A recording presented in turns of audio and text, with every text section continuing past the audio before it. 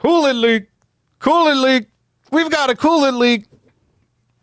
I was going to do a soundbite, but there's too much background audio. So that's your soundbite. Welcome to another edition of Strange New Pod. I'm your Fleet Admiral and host, Julian Brown, alongside the best bridge crew. This side of Geordi's penchant for a warp core, but not with women.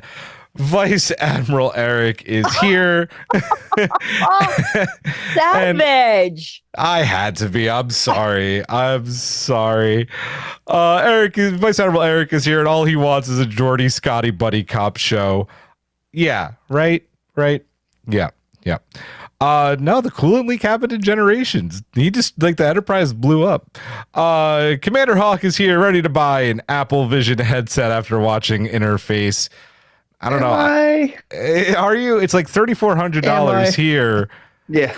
It's probably a lot more than that in Canada. I think I double that over here. But yeah. Oh, Giraffe, you're already getting love for your tea. Oh wait, can I show it? Wait. It's better than the Reading Rainbow tea. Look at this. That's awesome. Read banned books, baby. That's right. Yeah. Written LeVar Burton says, read banned books. That's right. And of course, as you can see in her amazing Read Banned Books LeVar shirt, Sub Commander Giraffe is here. And the enemy has become her enemy, apparently. That's not true. Just because of all the shit that you caught. Yeah. Eric's doing things. Oh, he got his Amazing. Wait, Eric, you're not going to wear that the entire show? I didn't make it the right. My head is fucking big. Damn. So, damn. You know. That's too bad. Eric's here. Yeah, you said the knee already. Yeah, no, I know. Eric's here. Hawk's here. Giraffe's here. Geordi Bears are here. We're ready to do this thing. You have your thumbs up. I did. Wait. What if I do this? I turned mine off. Ah, damn it. That's too bad. No, not happening. No, boo. No, not happening. We tried. How we doing, guys? How goes things? Oh man, I was energetic like 10 minutes ago, and I don't think Giraffe's she didn't get that. No, she didn't get the shade. It's okay. Oh man, it's okay. I'm tired. I literally just arrived from work and sat down, and they were like, "We're going for a show." And I was like, "Oh my god." As far as Canada, we're being punished for our hubris. We spent half the month on that enjoying warm weather and no snow. And now we got hammered today. It's because we were making fun of Giraffe's rain. Mm-hmm. And then Mother Nature was like, you know what? We're just going to fuck you with snow. Yeah. Yep. It's not raining here anymore. We finally have the sun back. Because the snow came back. It can't rain all the time. Oh, okay, Crow. Thanks. Eric Summers is requesting a baby bear, so I'm sorry if this hurts my co-host ears, but I'll do it. Baby bear. There it is. This week it is our Best of Geordi episode. Why are we doing Best of Geordi randomly? Well, tomorrow is LeVar Burton's birthday. And what better way to celebrate both him and a great Black History Month celebration, because he is an iconic Black character on TV and just a legend. And we can't wait to talk about him. So from his early days as the Enterprise's helmsman to becoming the chief engineer after like 6 of them failed in one season, of the flagship. We're going to talk about our favorite Geordi episodes, and not like, off of a list. These are our favorite Geordi episodes, which I think is a much better way to do these things. And honorable mentions, the movies, all that fun stuff. But first, I'm putting you right into the fire, Giraffe. It is your turn. You need to I knew it. We need to thank No, I have it. Patron collective members at the Ready Room level and above, please. Yes. Wait, I read the outline. It did say Hawk. You did because you texted me because I'm starting the pod with hot takes later. Yeah. Yeah. So please. Okay. Thank you. Hey, okay. Yes. Yeah, thank you. You're welcome. Thank you, dear patron. It's written Hawk. Yeah, but it's both. I see Giraffe. That's because I copy pasted. I messed that up. You should read it together. Do it together. Do it together. Excuses. Oh my God! Do it together. Do it. No, you do one, and you do one. Okay. That won't get confusing at all. Thank you, dear patrons. Without you, we would not be here tonight. Thank you Simon Stager, Jeff Reeve, Mariah Gossett, Tallulah, Jen Stein, Tina Alexander, Joe Saporito, Noe Santos, Kung Hui, Takako Nagumo, Fernanda Nogales, SMK, Laura Linderman, Colin Davidson, Jesco, Michael Graham, Emilian Travis, Gildera, Cassie, Spot, Magilite, Tyranilla, Wayne Ritz, Scott Howard, Sean, Jay Howard, Anna Yurdadon, Mahalani Uchiyama, Matt Harker, Davey Willett, Star Poland, Slope 74, Ruth Berkey, Joshua Miller, Adam Sanders, Iris Pageant, Lanky Guy, Aaron Wolke, Carl Engeli, Michael Kwan, TJ, Mir, Caitlin, Elizabeth Dean, Jim McMahon, ADHD EC, Sedano 317, Puka Hair, Free Fry Short, Puka Hair again. Got TV, Tripping the Read Alert over Pineapple, Sean Manning, Congressional Baseball Fan, Chris Waterman, RHCB, Martin Simpson, Seven Rasmussen, Anna F., Norman Buckwold, and our newest collective member, David Prime Hildebrand. Woo, woo. And thank you to our bad murals also.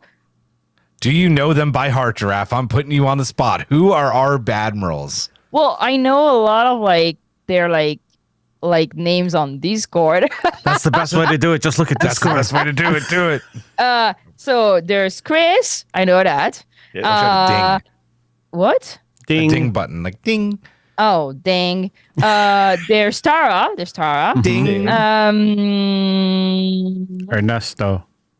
Oh, Ernesto. Yes, Ding, Ernesto. ding. And Gentle Giant. Ding. There's one more. One more. Sigh. Simon. Oh, Simon. Yeah. Ding. Hey, you did good. Yes. Good job. You did good. Badmirals, you rock. You keep the lights on and the replicator is running. We love you.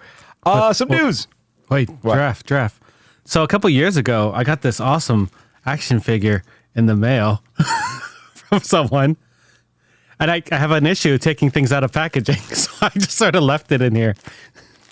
It's from Giraffe. It's Geordi. It's not for me. It was from you.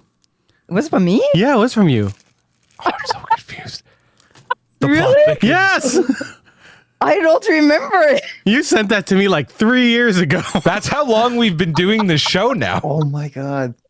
I think Giraffe sends out a lot of little gifts to people and that, and hard to keep track. Yeah, because usually I like when I don't send things to Canada because it's super expensive. Mm-hmm.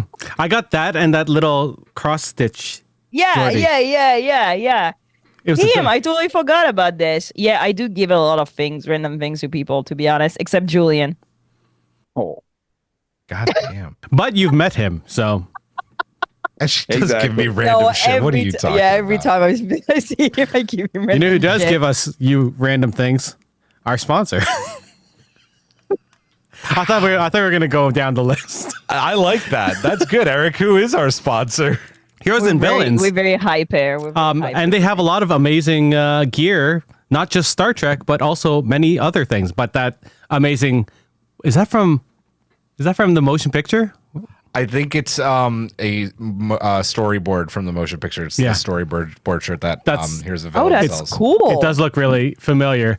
And if you're a first-time purchaser over at Heroes and Villains and use the code STRANGE, you get 20% off if you're in the States. Hey, that's pretty awesome. I like that deal. You should use it. Mm-hmm. You should use it. They have very good bags. I will say it over and over again. Give me a Star Trek bag. Their jackets are very nice and comfy. Their jackets are very nice. Yeah, they are. So we did Heroes and Villains. Disco, people. The complete series rewatch on our Discord starts tomorrow. We're watching 3 episodes. We're doing a movie. It's literally, that would be like a disco movie. We're watching Vulcan Hello, Battle of Binary Stars, and Context is for Kings. It's going to be a lot of fun. Come hear me complain that holograms cannot sit on furnitures that they cannot see. Yeah. Well, that's another. What if there was a projected hologram chair underneath it? Hey, Yeah. I don't buy this. No. We're going to start those at 8:30 p.m. tomorrow night, so we're not up till midnight. Sorry, Draft. I know. You never come for watch-alongs anyway. But because it's too early. I know. I'm sorry. You should do the West Coast run afterwards. Yeah, I'm cool doing a. Okay, listen to this, everybody. I'm cool doing a West Coast run, but I think this is only me. So see if there's interest. You should see. You want to watch it with me later? Yeah, there you go. We also got the big news. April 4th is the season 5 premiere, but it's not just one episode, double episode premiere. So that's going to be like a 4-hour pod episode. It'll be fun because we went like 2 hours talking about the first 2 episodes of Lower Decks, and those are like. There's going to be a lot of me crying. I'm going to tell you There's that. There's going to be a lot of draft. We went 2 hours talking about Tuvix last week, so. I mean, yeah, that's very. Yeah, I think that's fair. Yeah, we've gone 2 hours on things we shouldn't have gone 2 hours on though before. So, I don't know. Hi, Jenny. Hello. Jenny says, "Hey, Jenny." Yeah, Jenny. What's going on? Let's get to the strange new loop, folks. Unless anybody else has news that I may have missed. I don't think I did. Giraffe, you had your podcast already. Yeah, It was fun. Thank you to everybody who came. It was fun. There was a lot of people. Killed it. Thank It was you. a lot of fun. Strange new loop. Let's do it.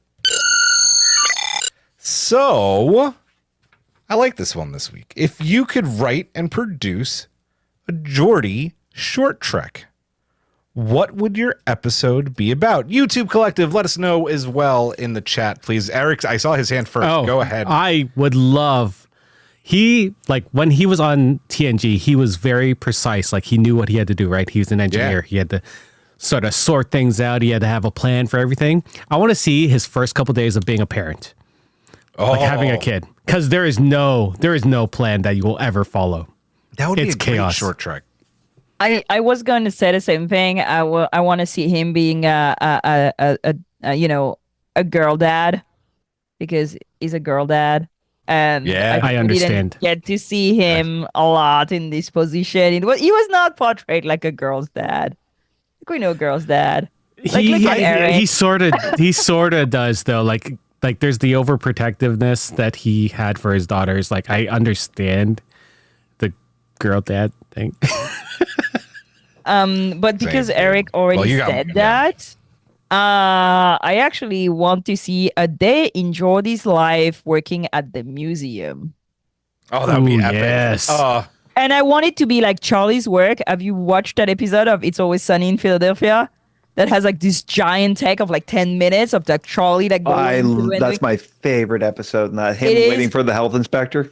Yes, it's an incredible episode because it's like a guy was trying to fix everything around him and everything is like falling apart, and he's also a dumbass, which is not Jordy's case, but I want to see him.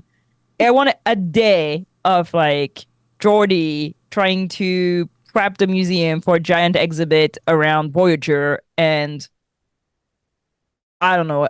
Just like everything's going wrong, and I want to see. Okay, you know that episode, the Tuvix, the episode of like Lower Decks?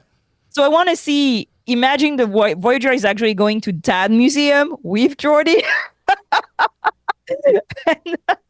and I want him trying to solve problems and running around, and it's just a day. Geordi's work. I love it. Geordi's work. I love it. Yeah. What was I going to say about that? So correct me if I'm wrong. LeVar can sing, right? Yes. He did on Reading No, because Rainbow. I know what he's gonna say, so I say no. You don't know what I'm going to say. And Musical? even if you do, yeah, but not like musical. Like, I guess it is a musical, but I don't fucking care. Like Willy Wonka style, like taking the kids around the chocolate factory, right? And like one of them gets Killing stuck the in the kids? warp core, and like an Oompa They Loompa live. comes out. Oh my god! Imagine like or Binars instead of Oompa Loompas, like Binars come out. Like when a kid gets stuck in the warp core, that would be amazing. That would be a great Lower Decks episode. It would. Yeah. It would. It would. I just totally harped on your idea, Giraffe, and made it. I have another idea, but I'm waiting for Hawk first because maybe Go ahead, that's Hawk. the idea. Okay. what I'd love to see for a short trek of Geordi would be the process he went through in that to remake the Enterprise D, like one of those kind of like flashback behind the scenes kind of thing. And that, like what he went through, how he got it together? Did he go back and like recover like the disc from Generations? Well, what's cool about that is the Roddenberry Foundation did that short that I think is available now. Speaking of Apple Vision, they have that app on Apple Vision now. They show the effort. Have you not seen this, Hawk? I haven't seen that. Yeah, I have seen it. Go look it up on YouTube. Yeah. Of them raising the saucer section from Viridian 3. It is amazing. And it is a story. Like I would imagine this is Geordi's pet project. Hawk is Googling already. This Send is it Geordi's to me, pet Hawk. I project. haven't Right? seen it Oh, you either. haven't seen it either? It's so good. So you know how I saw it? Because Hold like on. on Sunday I was on the view screen and talked about it. So I went and looked at it after that.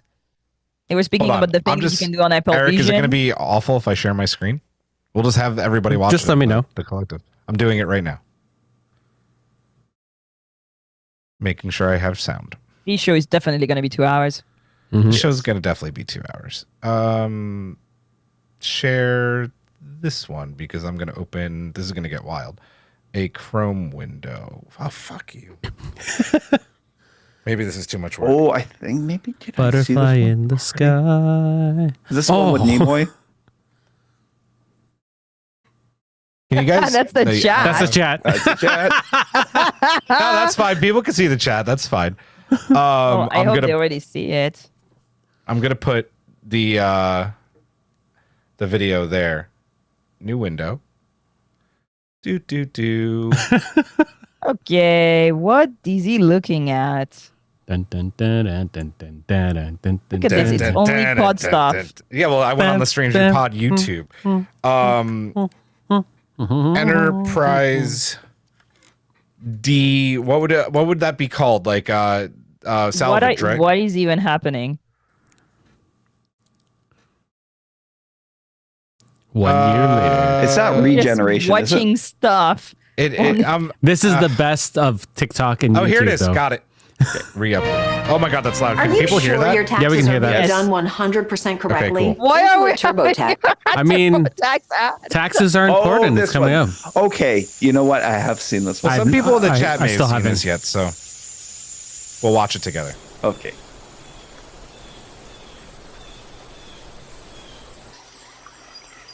By the way, whenever we miss a person or things change on screen, I have a scene called "Shit's Fucked Up," and that's what I press. I like that.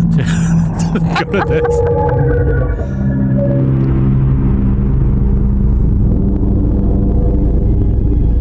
That's wild. Isn't that great? Yeah. Yeah.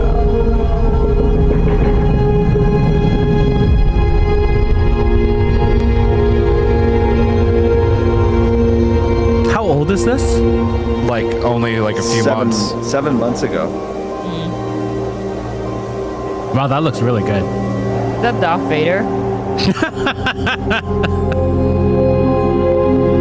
Yes, he crossed universes just for this. I'm playing Jedi Survivor, so I'm really into it, you know? Oh, yeah. That man is so much drama. Is that supposed to be So Spock? much drama. Yeah, That just is wait. Spock. Yeah, yeah, that's fun. They'll straight up tell you in a second.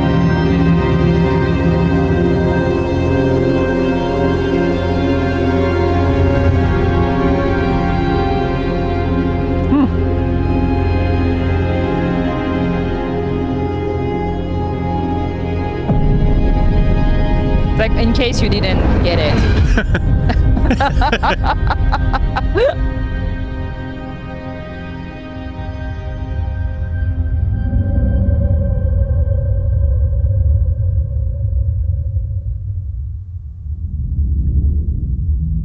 So if I'm not mistaken, you can also watch that on that app now on Apple Vision, which is Yeah, you can walk on the bridge and so on, apparently. It's like, pretty cool. yeah.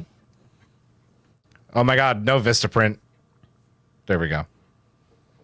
Hope people like that. That was really That was a cool. cool little, yeah. Well, so why did they do this? Why did they make this? So the Roddenberry Foundation is basically like creating for The sets, I saw virtual that. reality, like Yeah. virtual sets for Apple Vision, so people can people want to be able to walk on those sets and see them, and like that's a really cool I way to thought- be able to do it. I thought they were just doing it to archive it. They Yeah, are, the but they archive, also yeah. decided to do it with that app, which makes me want to get Apple Vision alone. Don't get And if don't get this you one. don't want the to next one. spend that much Yeah. money, you can go to Ticonderoga and walk the actual sets. Yeah. That's really cool. That's really Tara cool. goes, I was going to say, Julian, close the porn tabs first. I don't watch porn on this computer, and I don't use I was like, That's why he has the Apple computer. Vision. Okay. Yes. I was like, that is a lie. that is, Giraffe knows that's a lie On this computer.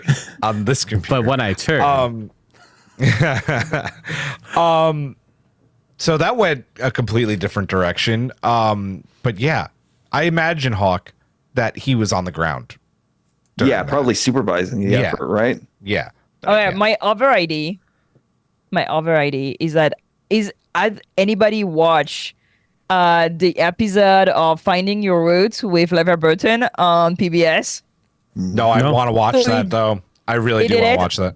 I want that episode with Geordi, and I want to learn, who was his ancestors and like how he knows, like I don't know, maybe there was like, somebody in Starfleet at the beginning or things like this. I want to see like a mockumentary, it'd be amazing if he went all the way back to LeVar Burton.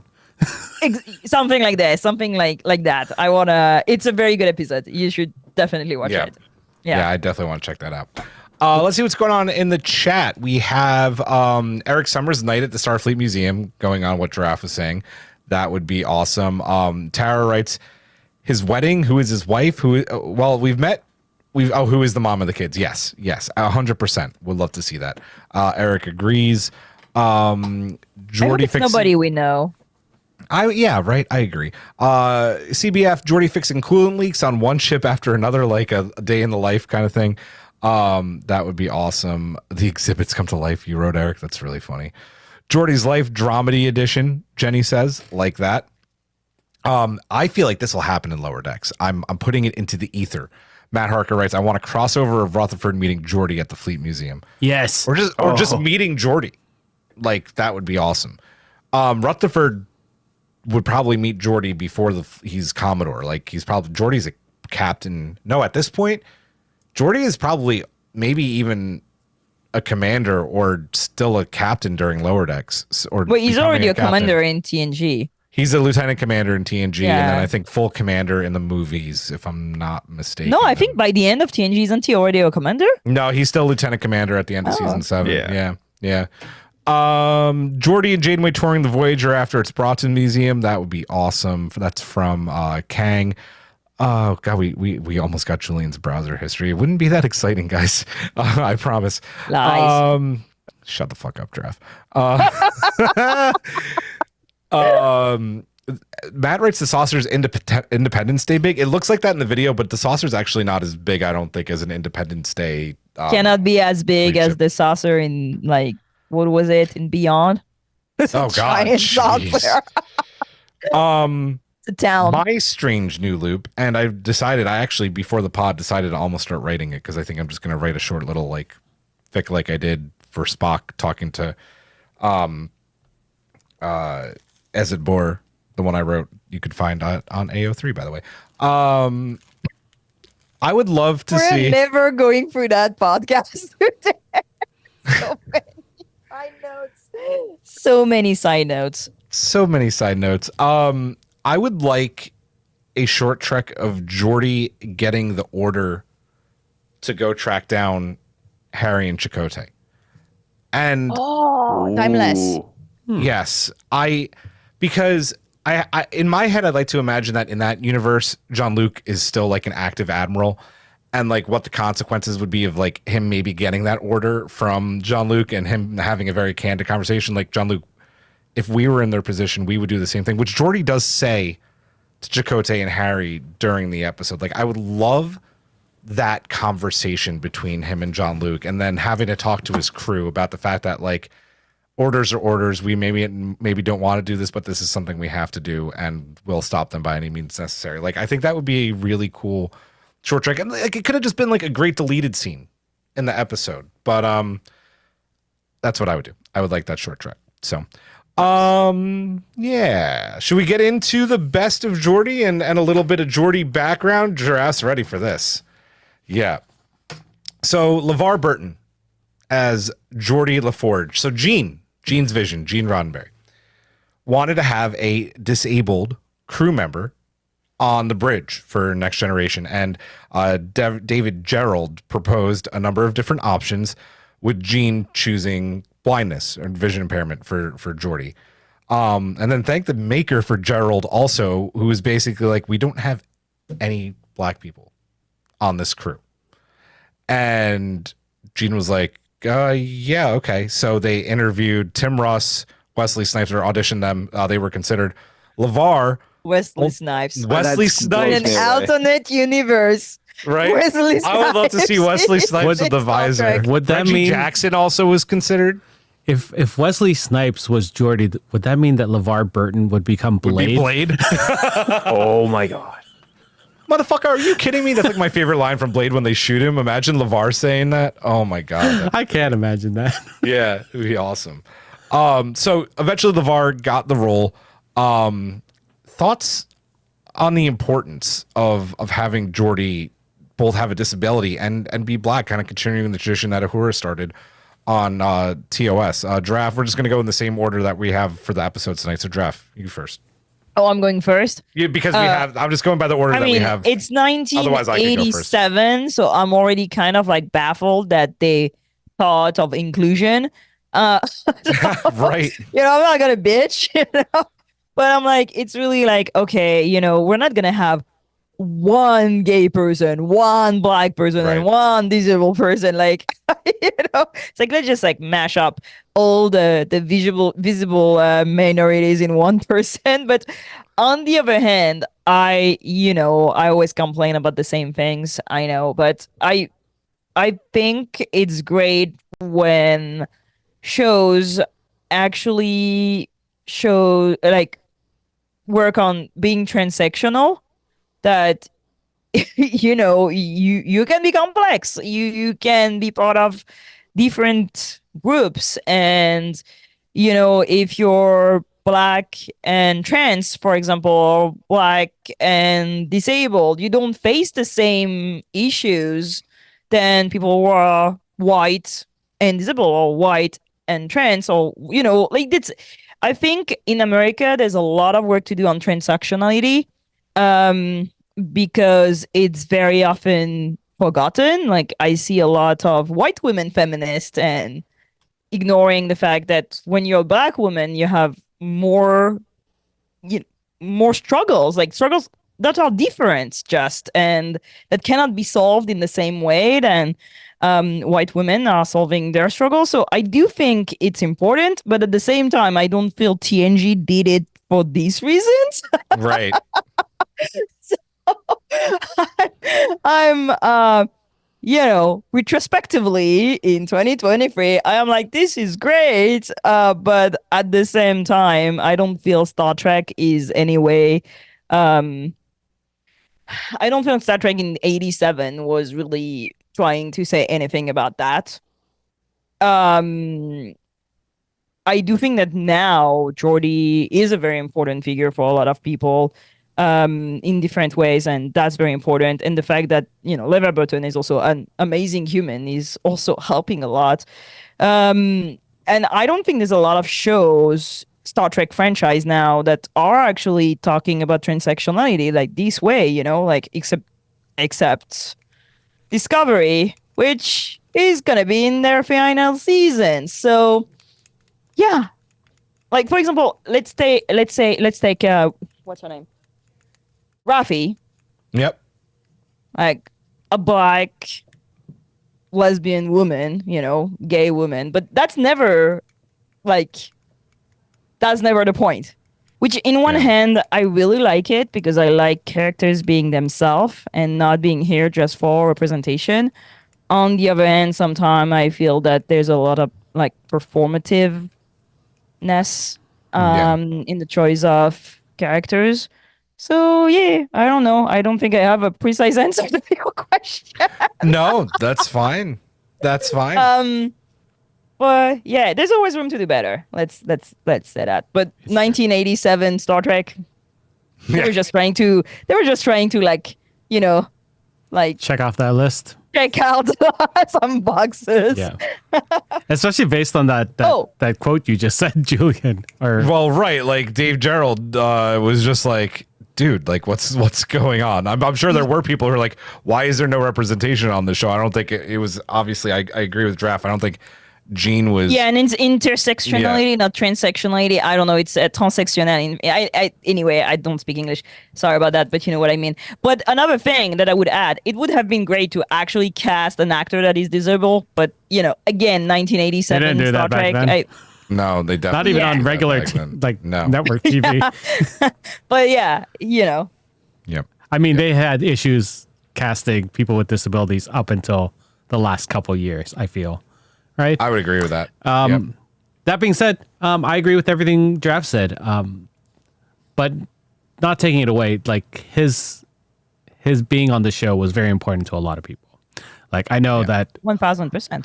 Like I know that he's my dad's favorite character as well. So it was nice seeing he dresses up like Geordi every year Aw. for Halloween, which I think is hilarious. He's so cute. Yeah. And like it's nice knowing people that have gone into engineering because of Geordi. Is it because they had to check off some boxes back in 87? It sounds like it, which is unfortunate. Did they get an amazing person like Draft said? Yeah. Like as a kid growing up, like we knew him from reading Rainbow, and the fact that we got to see him on TNG and you're like, holy fuck, he's even cooler than just telling me to read books, which I wish was still on TV. It is amazing. It is unfortunate. Like you look at TOS and they had a black woman on the bridge and you had an Asian man on the bridge. And then in TNG, you just got Geordi but he's blind. So were they checking boxes back in the 60s as well? I don't know. I think there's a difference in TOS. Sorry, Hawk. That's okay. Go on. I think there's a difference in TOS where it was really a representation of the future that they wanted to see with a Russian guy on the bridge, a black woman. Yeah. Because black men were already not a lot on screen, but a black woman? Like, So I think there was that was the whole show that really wanted to tackle these questions in a country that was still segregated for a lot of places, But then in 87, we're also like end of the 80s. I mean, you remember, like we had solved everything. Like it's true. It felt like that, yeah. Like there was a hole in the ozone layer, but everything was great. We were fantastic. Everybody was on coke also. That's why everything was fantastic, I suppose. But that like everybody also thought like that they were gonna get fucking nuked like at any moment too, That's true. That's true. But I do think that they didn't have to like tick these boxes. Yeah, that's true. In 87. But they still tried. There was a lot of women. They were like men in skirts. That I really Yep. And it's not something that they hid. They kept on doing it every season, which was great. I think I'm done. Go Hawk. They actually considered Wesley Snipes. I can't get past that right now. According to Memory Alpha, take that with a grain of salt. No, they did. Yeah, I remember seeing that. I feel like that sounded familiar when I read it. So, They could not have come across a better actor than LeVar Burton in that. Not just reading Rainbow and that. He was very involved in children. Roots. But also like with Rebop, which was another television series, and that he hosted the final season of that. So, sorry, what show? It's called Rebop. REBOP. Ran from 76 to 79. LeVar Burton was the host of the final season. What? Quincy Jones did the title song? Yep. Yep. So as far as like, an actor who could, communicate the image that they wanted for like this character, they couldn't have done better than LeVar Burton in that. And yes, it's like it was a struggle for him. I'm sure he fought against a lot of executives and that were like, well, we could just cast another white guy in that, but no, they went with him. He hasn't always had the best of luck in storylines. We've seen that. Oh boy. Yeah, he put up with a lot of garbage over the years and that, but to Yeah. come out the other end of it as like an iconic character in Star Trek and that inspired like generations of kids going forward. And it's like, what better legacy do you have than that? That's the thing for me, right? Like we talk about how all the time how Nichelle was so important for so many reasons for Star Trek and like women going into STEM and science and like NASA and all of that. I think LeVar being on Star Trek was such a big deal because of Reading Rainbow and because of Roots and like the familiarity that kids, and I would think especially that shirt's amazing with the visor, and especially probably young black kids, right, who then like got to see him like on Star Trek. Like I assume that just had to be huge for them. And I just he's so, he's not just was important, that he's so important now for everything going on in our country, right? Like Giraffe's shirt, he's such a proponent for that kind of shit, and he's so vocal about it. Like we need more LeVar Burtons in the world right now. And He's also very vocal at panels. I've seen him at Los Angeles Comic Con, was it? Yes. And he was, a spotlight on the main stage.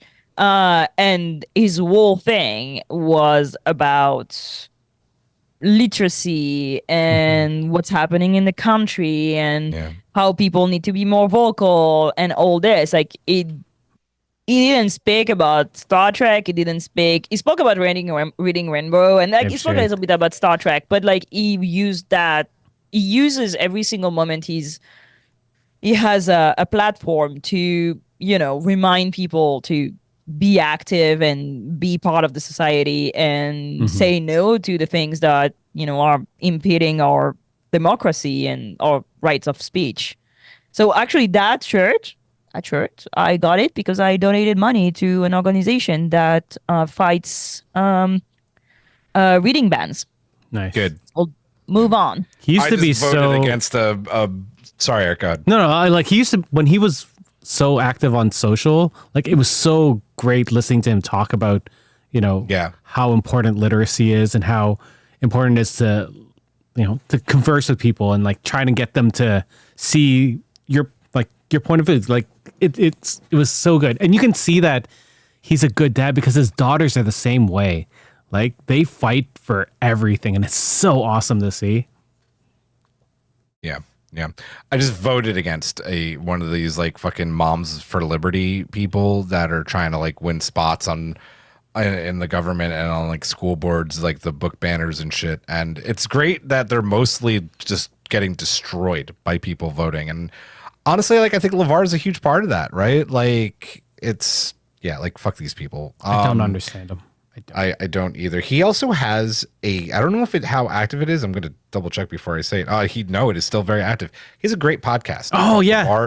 LeVar Burton reads. And I It's highly so good. suggest you download And you that can also check it do out. like he has like also book clubs on Fable.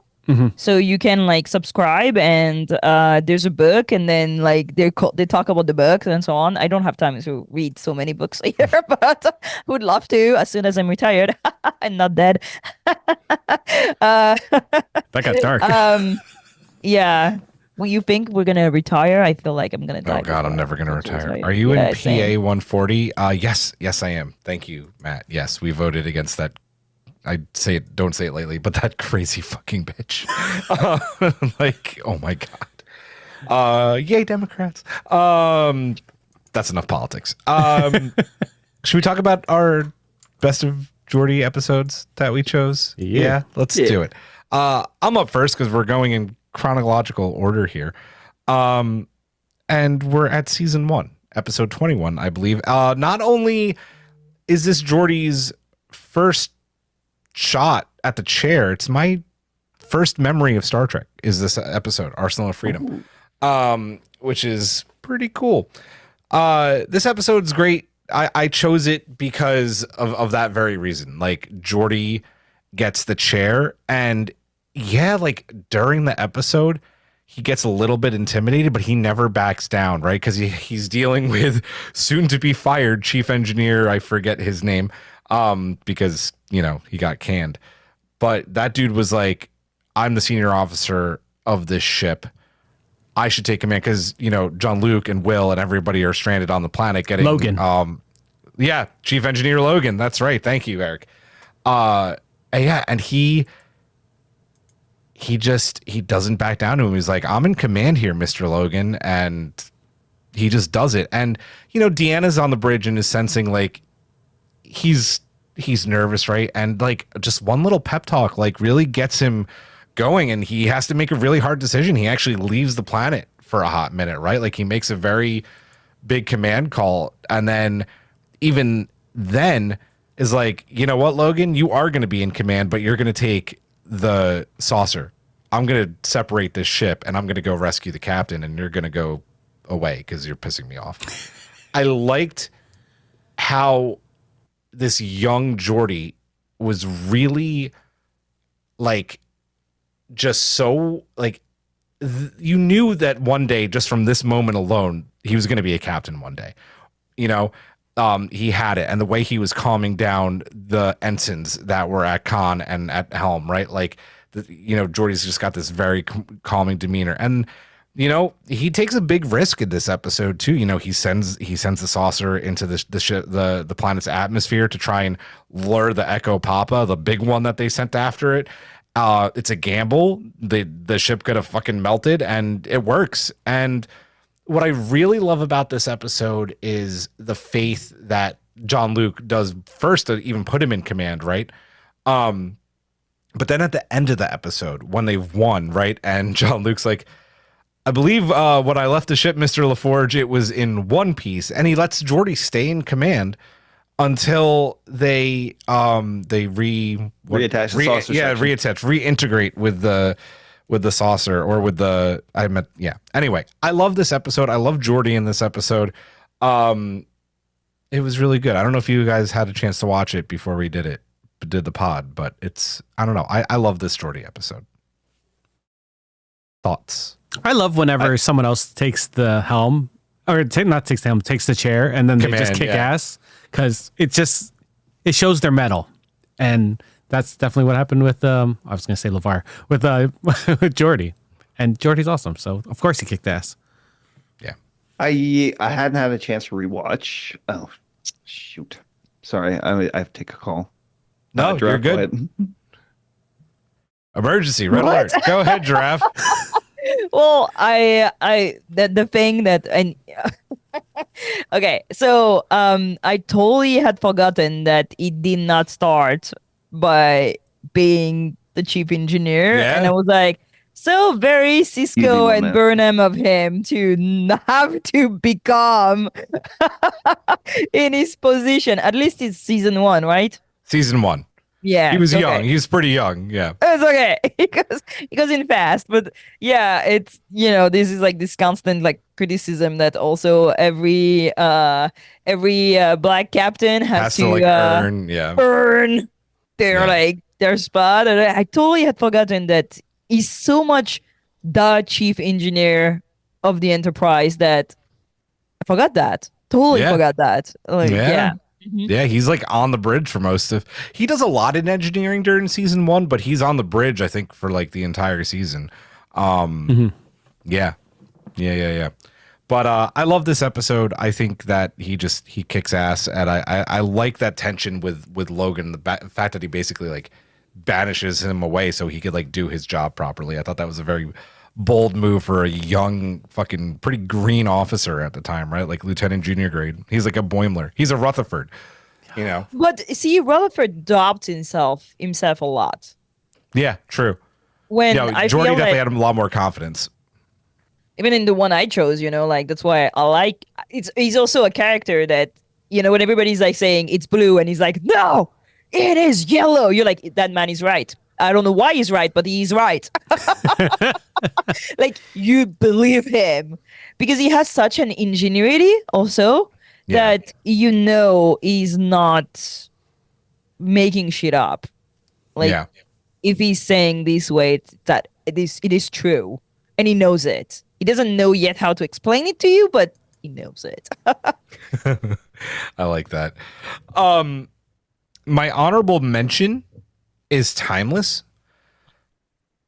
Yeah, because I know it's my favorite episode of Voyager. 2, you get to see him in the chair, like, and he has all that confidence that you see from this in a much more seasoned officer, and he's still got that compassion, right? Like, as I was talking about during the Strangely Loop, right? Like, he is very sympathetic to what Harry and Chakotay are trying to accomplish in that episode, and literally says to them, if I was in your position, I'd probably be trying to do the exact same thing. And I think, like, Chakotay's, and then he says, and he's like, I have to try and stop you. And Chakotay, gives him some quip back, and Geordi gives him like a legit good luck. Like, he wants him to accomplish their mission, even though like Geordi's future and the future that they live in. I have so many opinions about Timeless, by the way. It's a good episode. Well, people bitch and moan all the fucking time about the prime timeline and what is the prime timeline, right? if you want to talk about, like, really where the prime timeline stopped existing, it was this episode, because Voyager was supposed to get destroyed, and they go back and they fuck that up, and then Janeway even does it again. Like, Isn't it like change actually like even earlier in they're like battle year and all Voyager? that. Because in Voyager, it's already the copy of Voyager that we have starting like season 2, like the original one blew up and they like exchange people. You remember? well, we don't know which one. We don't know Yeah, but which one. there's a valid chance that this is the copy. It's true. But it's not really a copy. It's the same exact ship, right? Like, that but whole episode was so fucking complicated. But that also wasn't a time issue, right? It was like an issue with subspace. I mean, a Janeway fucks with time enough to anyway, like Yeah. know that Phased. That's right, Tara. It was the phased version. Yeah. So anyway. Also, Timeless is directed by LeVar Burton. So Yeah. Yep. So not It only is? Double awesome. Yeah, it is. So not only does it show off his amazing directing chops, which we're unfortunately really not going to talk a bunch this episode. LeVar's a great director. But I just loved him in this, and I loved his compassion and the fact that, like, he knew that his timeline was going to get erased, but, like, he's been in those positions before, so he gets it. Like, he gets it, I think, more than I think a lot of people. Like, he was chief engineer of the Enterprise. Of course he gets it. So I love Timeless. I don't know if you guys have any thoughts on it, but good Timeless. yeah. And Jordan, I know. It's hard because I love Kim in that episode so much. So I think of him when I think of that episode. Right. Yeah. I constantly joke because he was captain of the Challenger, which was a Galaxy class starship, and I'm a little mad that the star drive section of the redone Enterprise D and Picard was the Syracuse and not the Challenger. I think that would have been a really nice throwback, but anyway, I'll rest my case on that. We're gonna move on to the next episode unless anybody has more on mine. No, I'm like looking at like the episode of Star Trek that he directed, and they are very good episodes. And then there are some Enterprise episodes that are not good. That's not his fault. That's not his fault. No, whose fault that is. Like Extinction, I'm like, oh, that episode was so bad. I mean, you get hired for a job, you got to. Yep. Fair enough.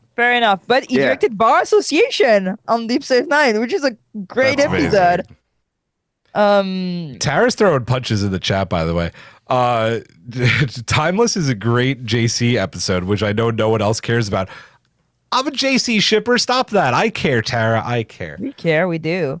Yep. He directed the Pegasus episode. Yeah. Oh no! Oh, I love that Yeah. episode so much. Yep. He's a great And director. Q too. Wow. Okay. Yeah. Rules of Engagement. That's like these are like cool episodes. Bangers. Yeah. Yeah. Yep. Who wants to take MC's episode since she's not here tonight, but we should definitely talk about it.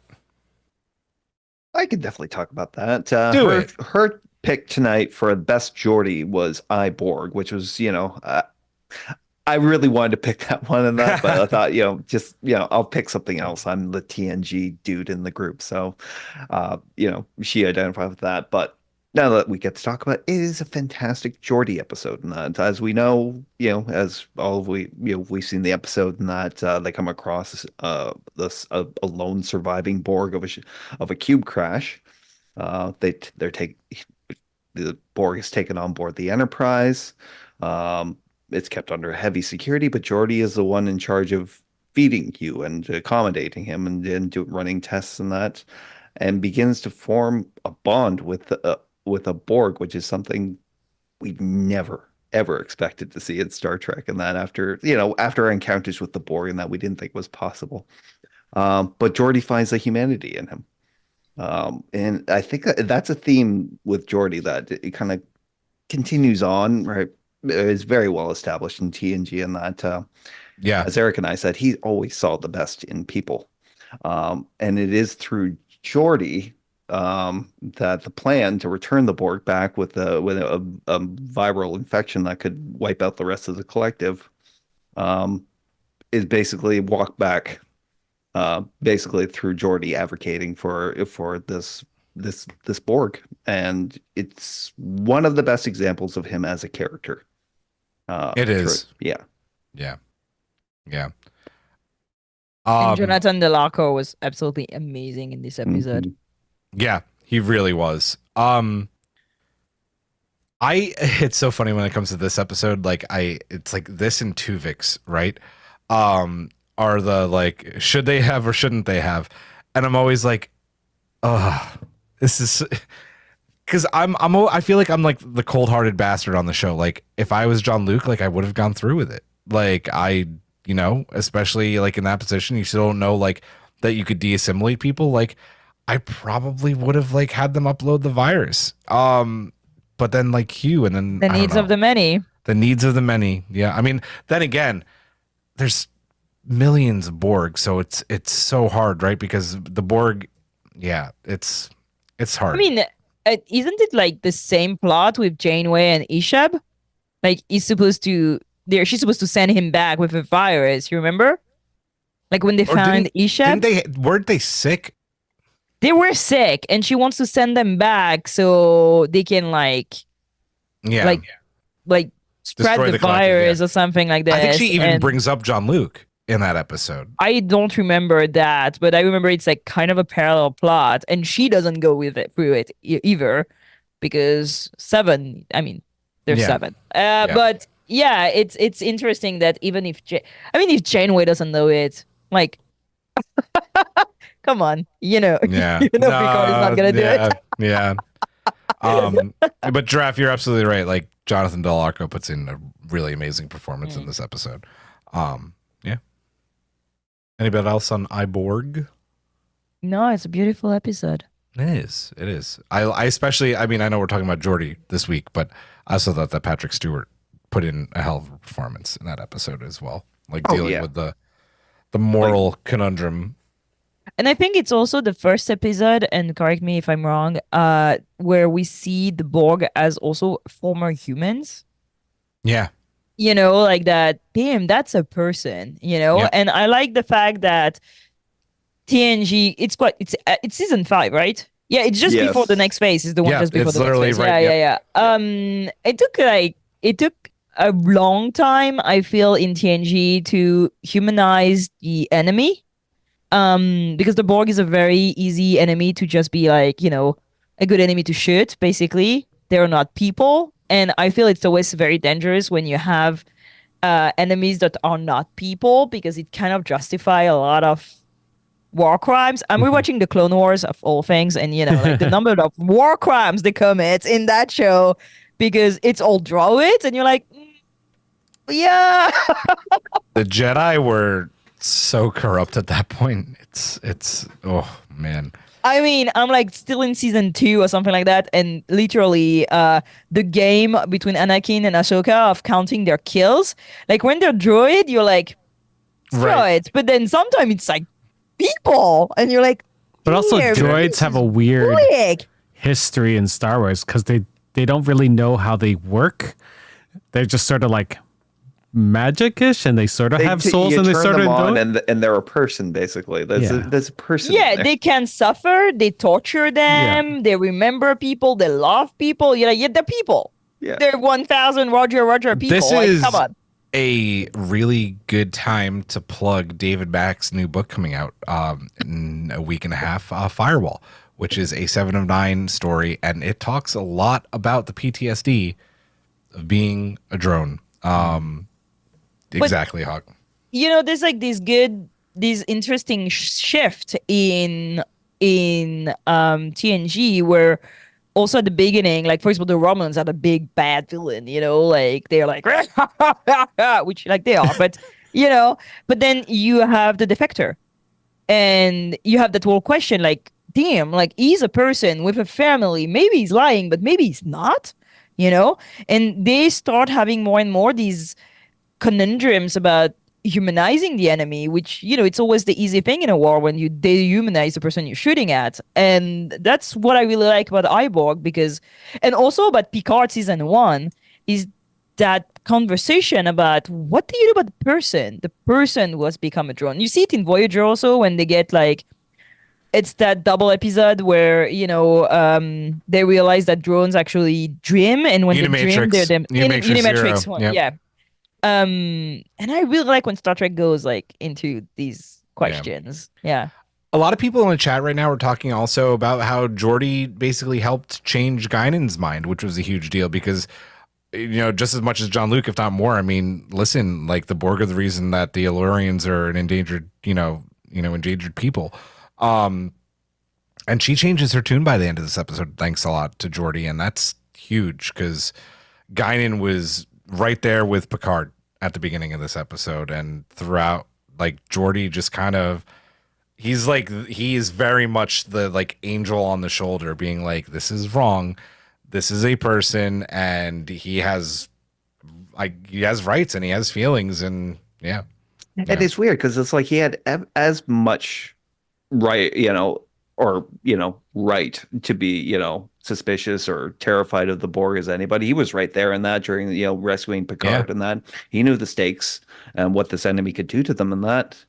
But he was really the first one who just started to interact with it, like, with Hugh as a person. It was like he wasn't afraid of it and that. It's like Guinan was afraid to do that until Geordi basically called her out on it and that, and he called up, and then she ends up calling up Picard on it and that, meet with him and talk to him, see if he's still a Borg and that. And it's like, if you think so, then send him off to his death and that with that virus in him and that, but not until you actually talk to him. And again, that's one of the qualities of La Forge that always shone through in the series. I think that's a good point also to speak about the totally unequal writing of Geordi in TNG. Yeah. Because you're gonna have an episode where he's like advocating for the feeling of a Borg and like, being right. And then there's an episode, I don't remember is it Genesis? I don't remember, where he's like absolutely set on firing Barclay and like he hates his guts and he's like like being a awful person, and you're like, holy shit, Geordi, he's a person. I know he doesn't do his job very well, but like he's so annoyed by him all the fucking time. And you're like, how is that guy like so Geordi? into... Yeah. Mm-hmm. Sorry, Jeff. I'm sorry. He definitely put in the most work into Barclay as far as like anybody. He tried to emphasize, be his friend and that. I know he wanted him out, but like he puts in the work. Yeah, but at the same time, he's kind of a dick. I feel like people that annoy him, he becomes dickish towards them, because you see that we're in gonna talk about that in Relics. Yeah, for sure. Yeah, he does. Fair. I get annoyed by people sometimes. But booby trap. Like, let's talk about like terrible episodes for Geordi where you're like, is that the same person? Right. This is the best of Geordi. This is the best of Geordi. No, but I feel Picard is pretty even as a character. I feel Beverly is pretty even as a character also. Like, how she would react to things. I don't know about Data for sure. Like, and they're like very, very strong characters. And when they react to things, you usually, how they're going to react, ish. And I feel Geordi, there's a lot of upside down. Like sometimes you feel he's written by somebody that never watched one episode of TNG ever. Of Yeah. what Geordi was or who he is, you know? So Yeah. he was kind of dickish to Scotty. He Yeah, we're gonna fucking talk was. about that. Yeah, he really was.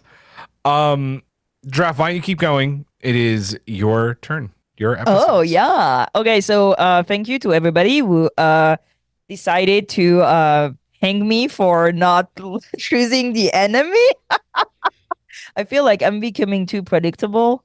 And they were like, she's gonna choose the Roman episode. Well, psych! I chose another. And this is what Giraffe says to you. Just shut up. Exactly. I mean, okay, I'm gonna say honorable mention to the enemy. Everybody wanted to take the enemy, and then nobody took the enemy. So I mean, it's a good episode. Let's start by the enemy.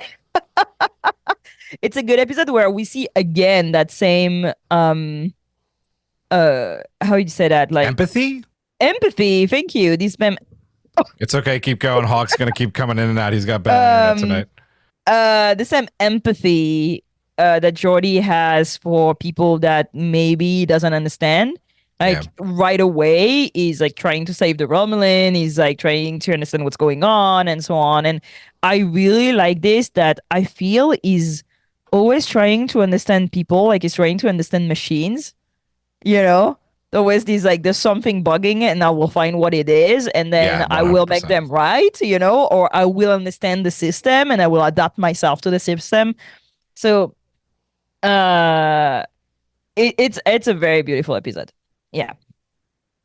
It is very good. I actually think one of the best parts of the enemy is the very end of the enemy when they beam onto the bridge, right? And Geordi was like, this dude was fine. And the Romulan is like, it's not Stockholm syndrome, right? But like this, like even the Romulan's like, this Federation motherfucker did nothing wrong to me. Like he was He's perfectly chill. fine. I He's wasn't chill. harmed. He was chill. Everything's cool, Tomalak. Everything's cool. I really like that scene. Yeah. But yeah, I chose the next phase because I wanted also kind of a fun episode, and I feel like the next phase is deep, it's fun, there's a good suspense, there's a weird ass Romulan shooting disruptors on the Enterprise. There's Ghost. It's also a Die Hard episode. So there's a lot of things I love in that episode. First of all, I love the premises in TNGs that are always totally whack. Like that opening of Riker just beaming into a Romulan ship and basically stealing their engine while nobody's understanding what's going on is absolutely epic. And you know, my one of my other favorite episode of TNG is Remember Me. And I feel yeah, it's kind of a parallel episode. it is. And yeah. And it's very interesting to see, to all people, Roll Aaron and Geordi La Forge becoming Ghost on the Enterprise, and the two totally different approach to it. So, you know, Bev in Remember Me is, if there's nothing wrong with me, there's something wrong with the universe, right? And I feel Geordi is kind of the same, as the same approach. It's like, I'm still here, I'm still thinking, I'm still breathing, I'm still happening, so I'm not dead. Yeah. When Roy's like, we're dead, man, we're dead.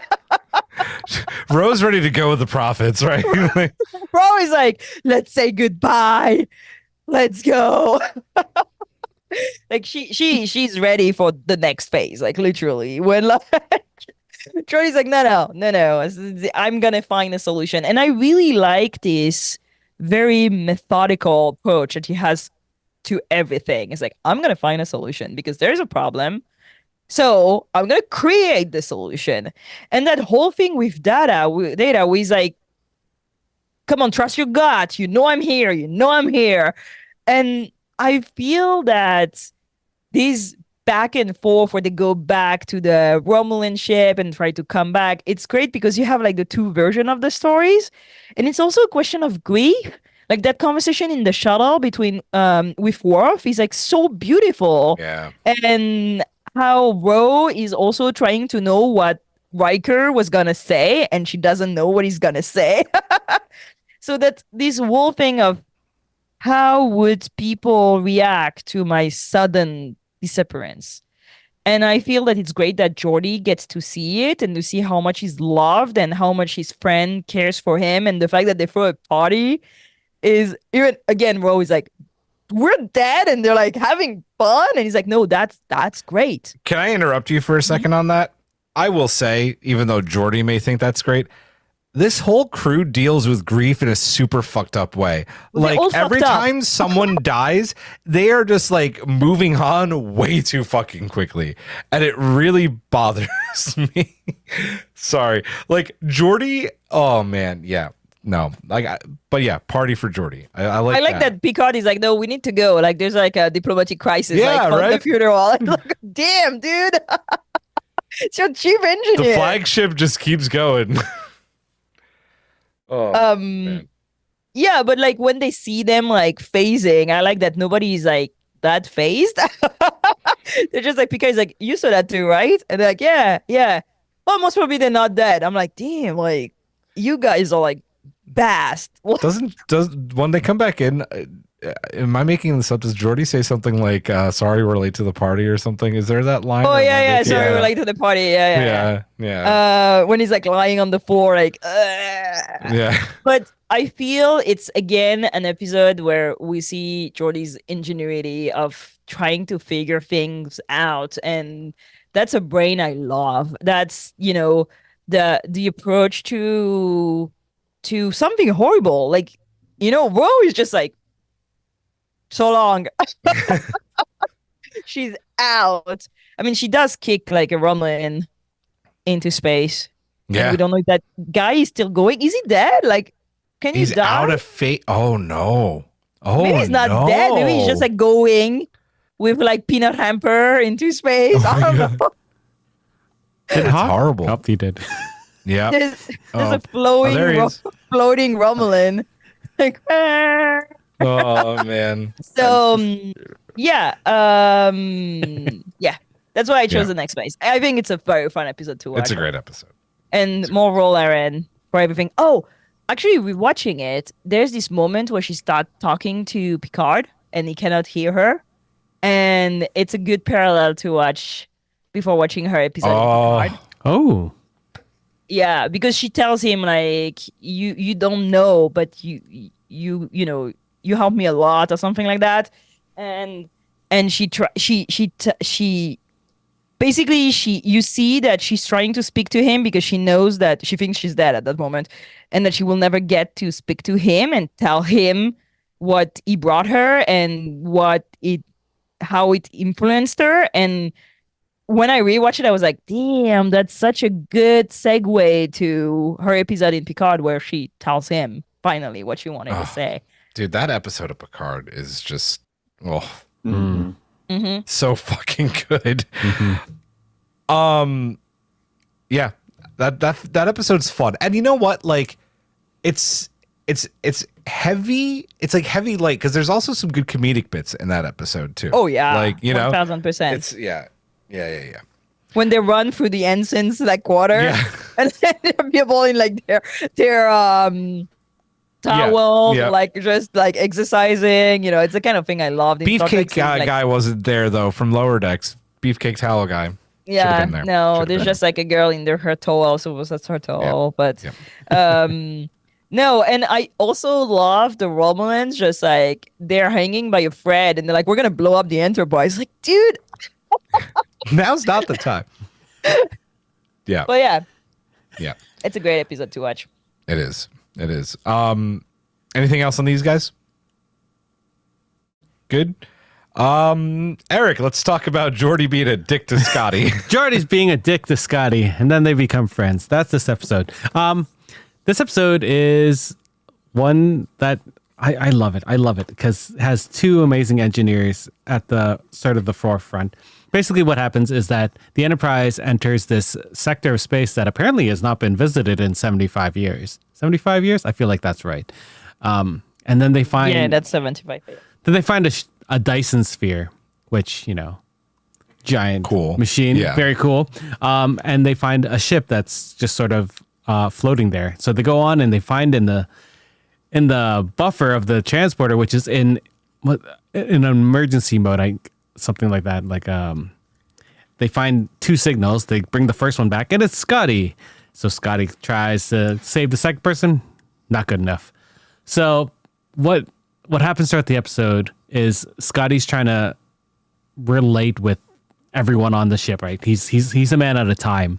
So he wants to be helpful because he's an engineer. He wants to not just sit around. He wants to help Geordi. And Geordi's in his dickish phase in this episode where, he's like, this old man's gotta fuck off for a bit. Like, I'm doing stuff and he keeps on trying to, and I can't teach you everything. He literally says that to Scotty. Scotty, Montgomery fucking Scotty. Like, yeah. And he then invented your job. yeah. Yeah. He wrote the manual. He literally says that later. So Scotty on the outs, like he's feeling it, down, goes to the holodeck and goes to his Enterprise, which is not the A, not the B, not the D, not the bloody D. Not the bloody D. His first Enterprise, and he has this amazing chat with Picard about the first ship that they fall in love with and how it's never the same. Then that's the one you always want to come back to, and it's such an amazing scene between these two. I know we're talking about Geordi, but we'll get to him eventually. What I love is that Picard ends up getting Geordi to bring Scotty to the ship to, get some sensor logs on the Dyson sphere. And he's like, some people just want to feel like they're useful, right? And Scotty can definitely be useful. And through this little sequence of them trying to figure out how to get the Enterprise out of the Dyson sphere, like they become these amazing friends.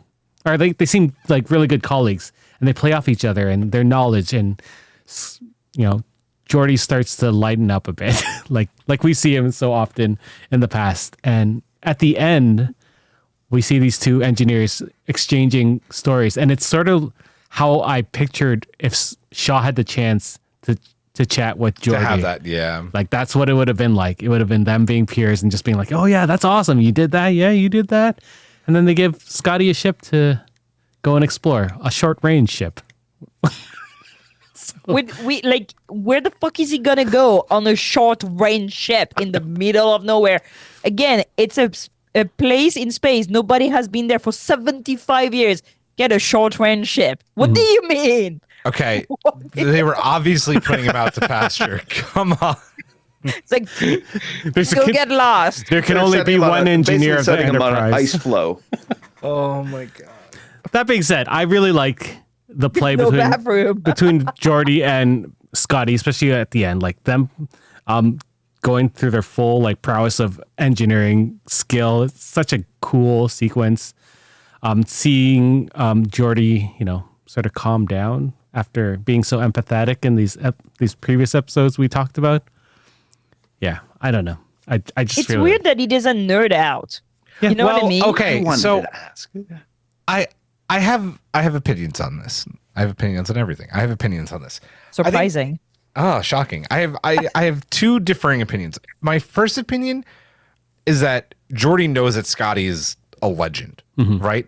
He probably does want to nerd out, but instead puts his shields up, right? Because he's the chief engineer of this Enterprise, right?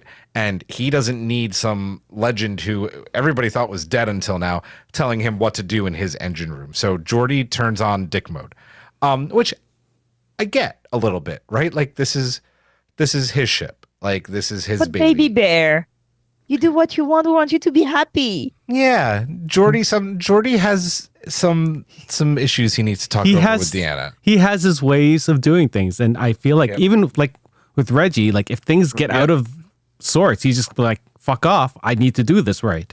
I don't think that Geordi is the most patient person in the world. I think that I don't even think it's a character flaw. Like sometimes, I would say, especially in engineering, like you can't dick around in engineering, right? Like you're always like one step away from a fucking warp core overload, right? Like my go ahead. You Jeff. kind of I know- see it in Picard when he has no patience with Yeah. with Picard. He's like, Yeah. no, Yeah. Yep. No, like really though. Like he's like, you brought my daughter into this, dude. Like not that that was a good character trait for Geordi either, but my other different opinion, and this could be a little controversial, is that maybe, and just maybe, the Jim Kirks and the Montgomery Scotts, Spock not included because everybody always fucking talks about Spock, but this crew, after the events of Undiscovered Country, even though they saved the world, are already, like, the history books have talked about Jim Kirk's racism towards the Klingons, and Scotty wasn't exactly like notorious for being very welcoming to Klingons either. Like He murdered some women. You remember that? and he murdered some women. Like I He was wonder, framed. He I was wonder- possessed. yeah, like I wonder if the legend of that Enterprise crew was a little bit tarnished, and that they weren't, not every single member of that crew was hero worshipped, which is why Geordi didn't treat him with the respect that we maybe think that he deserves. So those are my two different opinions on that. I like it. Yeah. I will tell you, I like it. But then you see the crew of DS9 when they get into the Enterprise. I how know, they're much like, oh my they- god. Yeah. Yeah. Like Cisco Well, I mean, is like fangirling hard. One of the Daxes slept with Bones, so you know. Yeah, and the current Dax is trying to get Spock, and I'm like, you go, girl. Oh, so yeah. Anyway, anything else on Relics? Apparently, the a weird- novelization for Relics is really good, says Kung. Nice. Nice. And Nice. I've never read a novelization. Oh no, I read so City on the Edge of Forever. Oh, nice. Yeah. It's an interesting choice. Yeah. Hawk, what were you gonna say? Basically, it's a weird contrast, Geordi's attitude towards Scotty in this episode versus Eric's honorable mention. I'm not going to mention right now in that, but you know, different sides, right? You know, because we think, oh, Geordi doesn't fanboy over anybody in that, but we know that's not true. So I'm Well, thinking he fanboys over what's her face. Leia Brahms. and Zephyr Cochrane. yeah. Speaking of Zephyr and Cochrane, my honorable mention is First Contact. I know it's not an episode, but it's a No, It's a big it totally episode. fits. I just love his him in this movie. Like he's so cool. Yeah, he has his eyes and we get to see him fanboy out, like Hawk was saying, to Zephyr and You Cochrane. told him about the statue. And you're holding your hand out. like this. Oh, it's one of my favorite sequences. That's my A leak. I'm not detecting any leak. Leak. Don't you people ever pee in the 24th century? Yeah. But they don't. There's no bathroom transport on the They transport Enterprise. it out. out of the. Yeah. I love First Contact. Yep. Yeah.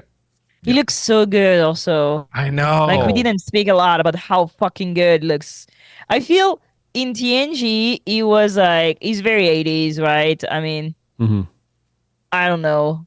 And you can see his face a lot with the visor. There were a lot. But- When I was doing my research today, there were a lot of complaints about not being like the visor taking up way too much of his face. Because he has beautiful eyes. He has does. like beautiful like piercing eyes. And it's mostly he's like when I met him, this is like what like surprised me the most. Like he has like such kind and like attentive eyes. And behind the visor you don't get this. And it's written in First Contact. I think he starts with the we see him without the visor in Generation. it's- Insurrection. No, First no, Contact. First Contact. contact. First contact. Yeah, but when he- also when in he- Insurrection. Yeah, right? in each Where he movie gets moving killed. forward, Yeah, yeah. yeah. That Yeah, yeah. the Insurrection was the first time we'd seen Geordi without a visor or like mechanical. No, eyes or any Yeah, yeah, yeah. in your contractions. episode. In your episode. That's true. I In forgot to the mention- I forgot interface, about it's that. his real eyes. But Yeah. It's so smoky and dark in those hallways. You barely get to see his I eyes. know. And we heard a lot of Brent Spiner. I mean, We heard a lot of Franz Spiner, period.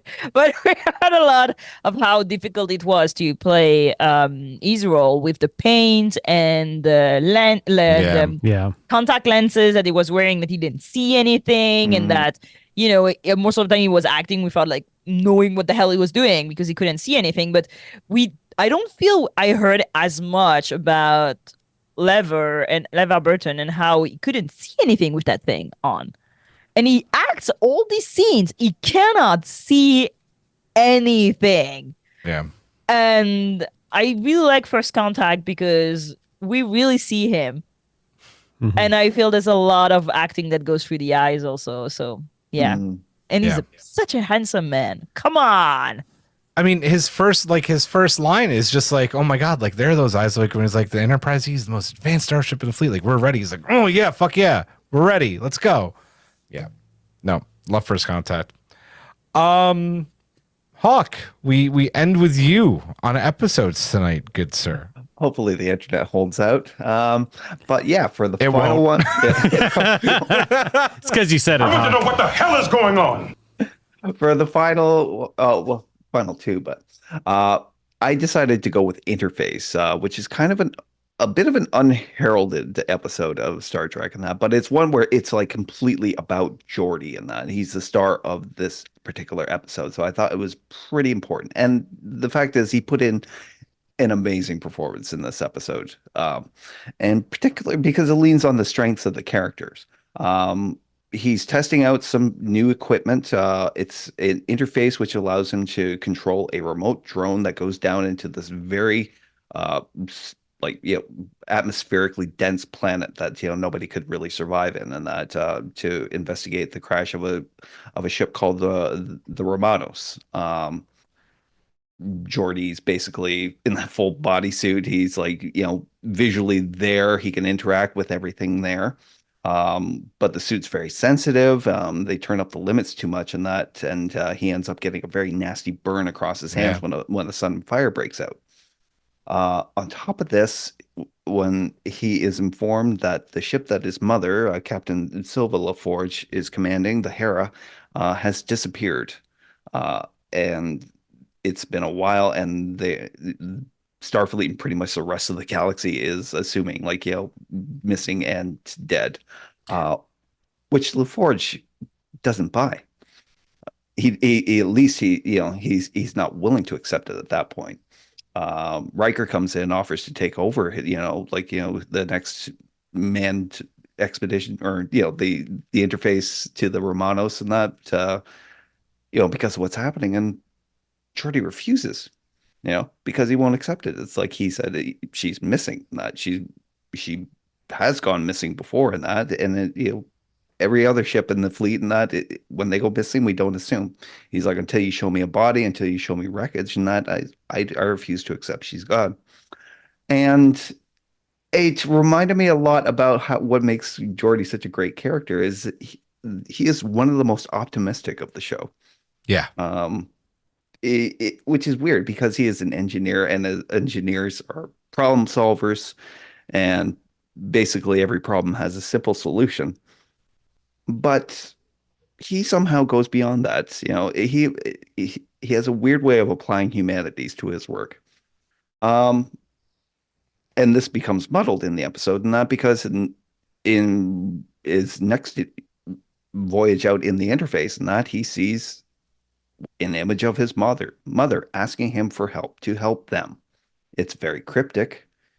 It doesn't last long, but it's enough to convince him that there's a possibility that his mothership is somehow down in the gas planet, even though they're supposed to be 300 light years away. He comes up with a theory, and it's speculative, but there's just enough evidence to it to, for even Data to say, like, I can't dismiss it outright, but it's near impossible. Yeah. But it's still enough for Geordi. He ends up getting back into this interface.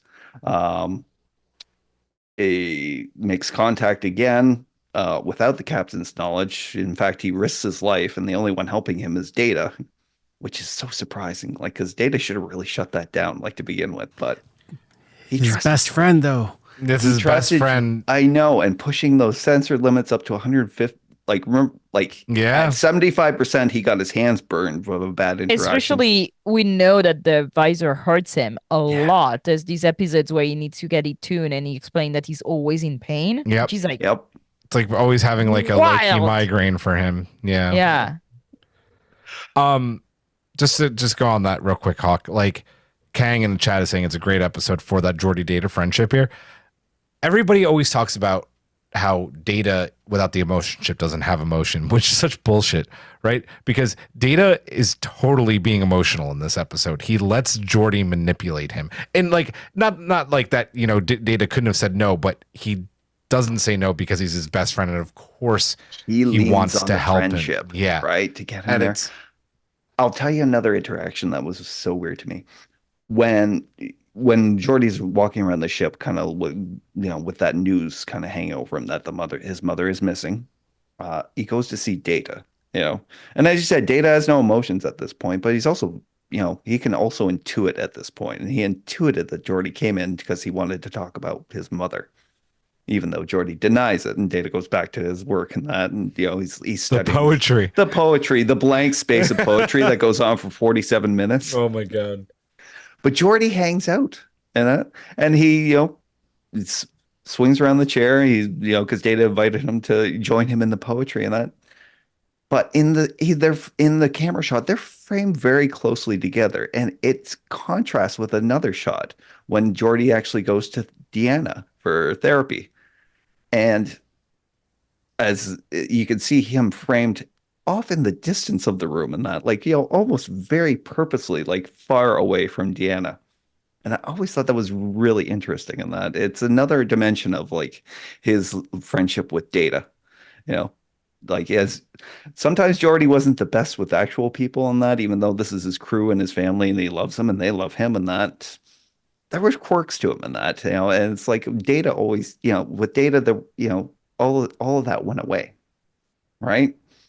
In short, like Geordi makes contact again, finds out the truth of what's happening. It's not his mother; it's aliens that were caught in the wake of the Romanos and like diving, going through the atmosphere and that, dragging them up from the surface. They need to get back down.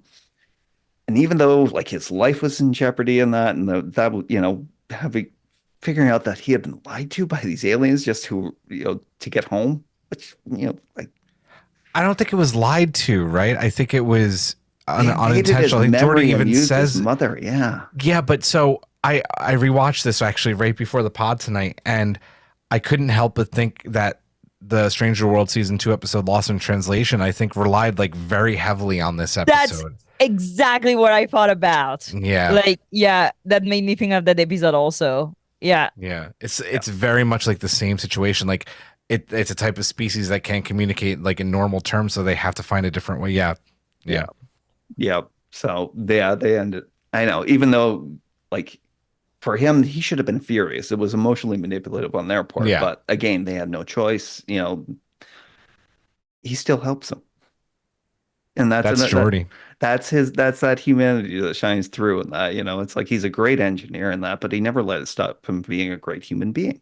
And he helps them in that. And it's like, which is why the episode is it feels so cold at the end, because basically it leaves him with the fact that his mother is still missing and probably dead. And I don't like the ending, by the way. yeah, I know.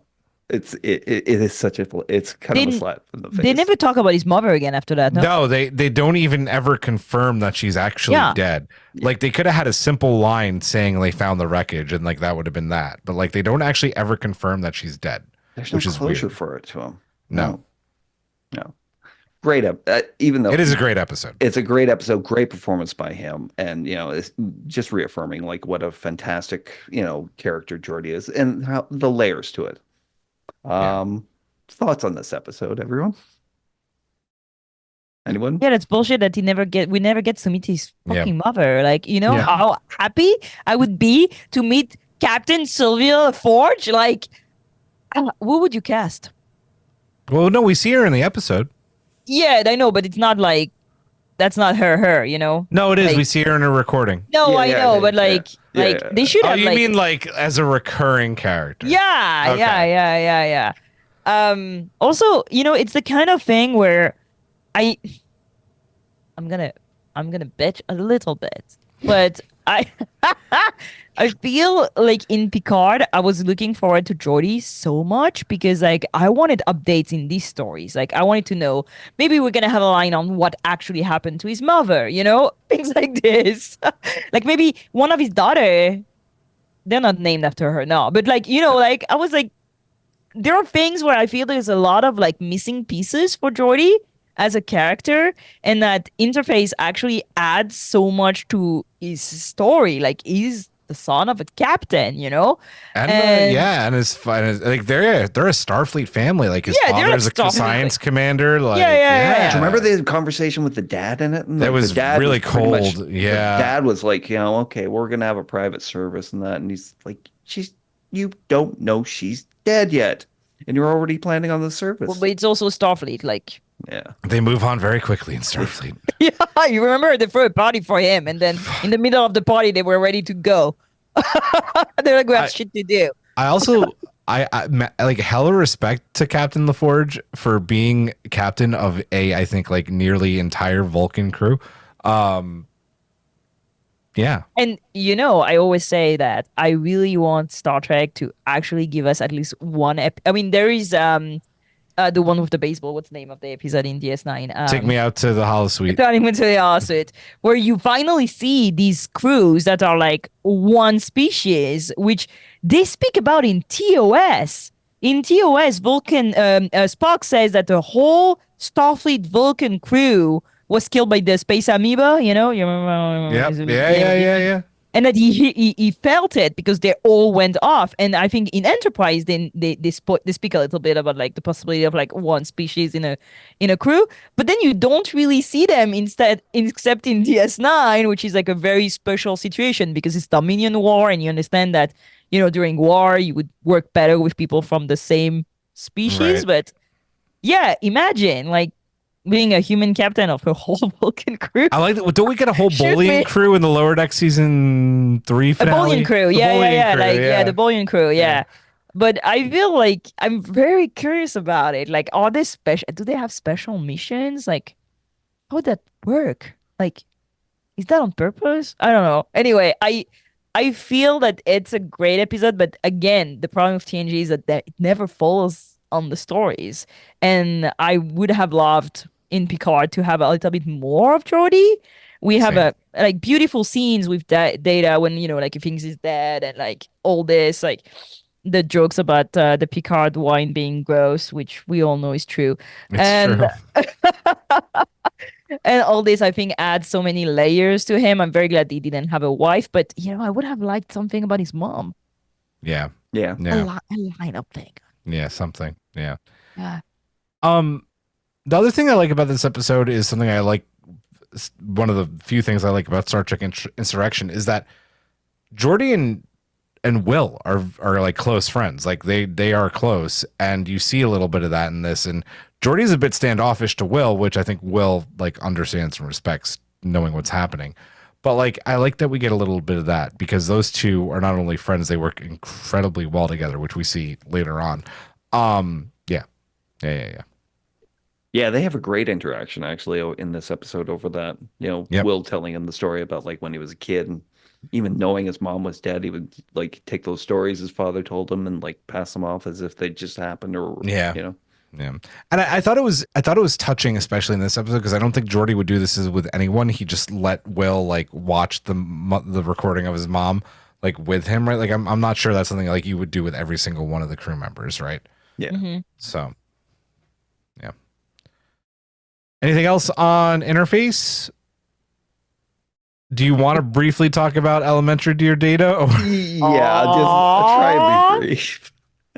I'll try and be brief. It is a great Geordi Data episode. Geordi is fantastic in this. I'm not going to go through the plot of it. You guys have seen this a million times. And that there's some things like to note though, in that's like with Geordi and Pulaski debating about Data and that, and his ability to get a real Sherlock Holmes story, and that like Geordi has always been Data's biggest advocate on the ship. Probably, maybe even more so than Picard in that, in the measure of a man, blah blah blah. But I always loved the interaction between him and Pulaski and that regarding Data and that, because Pulaski's like, he's a toaster, he can't get it. It's like he just fry his circuitry and that. God, Pulaski and Data, Jesus, she was awful. Know. She was so bad. But that moment when he inputs that command into the holodeck program and that, to create a Sherlock Holmes mystery with an opponent that could defeat Data, it kind of shows you in that he forgot Data. He forgets a lot. Data is an android. Yeah. It doesn't. He understands it. The engineering side of it, back and forth and that. But like when he's actually interacting with him, he just forgets. Yeah. It's a fun episode, right? Yeah. I love all the Sherlock Holmes episodes. They're so much They fun. get to wear costumes. Yeah. Fun Victorian costume. Without the British To speak person on with the ship. accents. Oh my God, Geordi's accent is Amazing. no. It's a mood. It's a choice. mood. Choices were made. Yeah. Let's talk briefly about Geordi in the movies. We did a little bit already. In Generations, he's used as a bit of a plot device, right? He gets captured by Soren. He helps Data kind of like with the emotion chip stuff. Ends up. I don't want to speak about Generations. we don't really have to, but I do think it's important to bring up like Geordi's dickishness definitely comes out in Generations with Data too, when Data's like telling joke after joke after joke. And Geordi still has the visor on in this movie, but you could still tell at one point he literally gives Data side eye, and it's wonderful. I had to bring that up. But so he's used it as a plot device to get the shields down for the Duras sisters in Generations. First Contact's big, right? He flies the First Contact mission with Cochrane and Will. He tells him about the statue. He tries to run off. Will phasers him. It's great. It's good stuff. Insurrection. Right, he gets to pull a Shax and eject the warp core. But again, I like this because this is very much like Will and Geordi being like. I feel like it's interesting that Will never asked Geordi like to be his first officer. Like that never happened, because I feel like that would have been a very good team. My favorite scene in Insurrection is when he watched the sun set. Oh, I have feelings about that. I'll talk about those briefly. I think that it was a mistake for them not to let him keep his eyes after that. Like, I think that would have been a really like big moment for Geordi to finally, like, after all of that time. I know it also gets rid of like what made Geordi like unique to the show, and I'm like, he was But I mean, in the story he was born blind, right? he was born blind. Yeah. Yeah. So, no, I actually understand the choice. To have it reverse. Yeah, Yeah. because that's who he is. That's who he is. Yeah. That's how he sees the world. Yeah. And I know that there was talk, apparently, Gene early in the show wanted to have an episode where Geordi went down to an alien planet and basically got like the equivalent of human eyes, and how it actually was like a deterrent for Geordi. Like he missed the visor because it's basically what he knew. I don't think he missed the visor because the visor hurts him. But but like he not missed, but I guess that is who he is. That's yeah. how he sees the world. And I think he says it in the episode never Insurrection. happened. Yeah. He says it that it's how he sees the world, and Yep. that's how he wants to see the world. And I thought it was really beautiful. And I feel we had a little bit of a parallel with Hammer. Yeah. We explained that's how he sees the world, right? And yeah, I don't know. I just feel like that moment where you watch the sunset and cry, is like that. Yeah. That the only part of Insurrection I like. I also like that. I love the whole battle scene in the Briar Patch, and like the Trill that definitely wants to fuck Will. I love. You guys seem to be forgetting about the HMS Pinafore. I love that scene too. Yeah, that's fair. Yeah. There's some good in Insurrection. It's still There is a lot of good good in movie. Insurrection. Yeah. I think, I don't know. it's a lot of like insurrection is a lot of like, oh, wait, the Federation is a colonialist power, huh? Oh, that's Yeah. not what it is.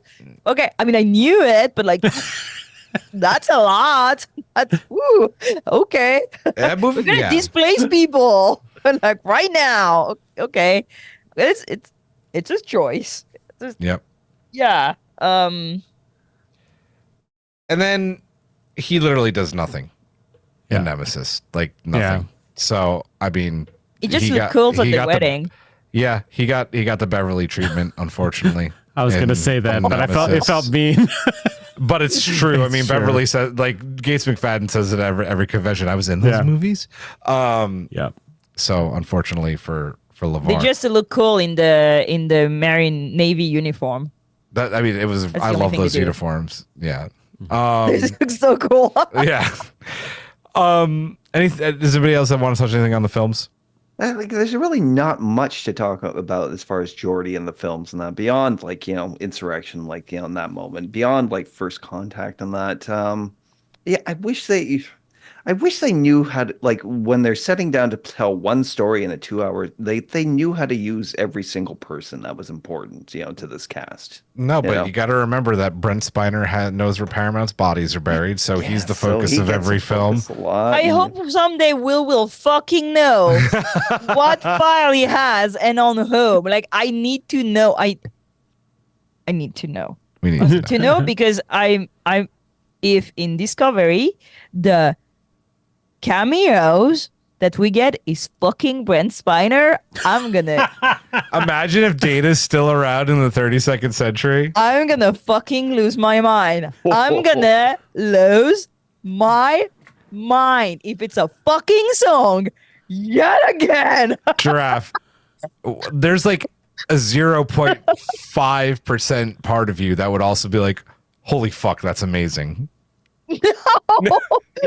No. That they even did No. it. That they had When, the like, fucking. I know, He showed up again in Picard season 2 as a song. I was like, And what? that arc was so bad too. It So went bad. nowhere. It was completely useless.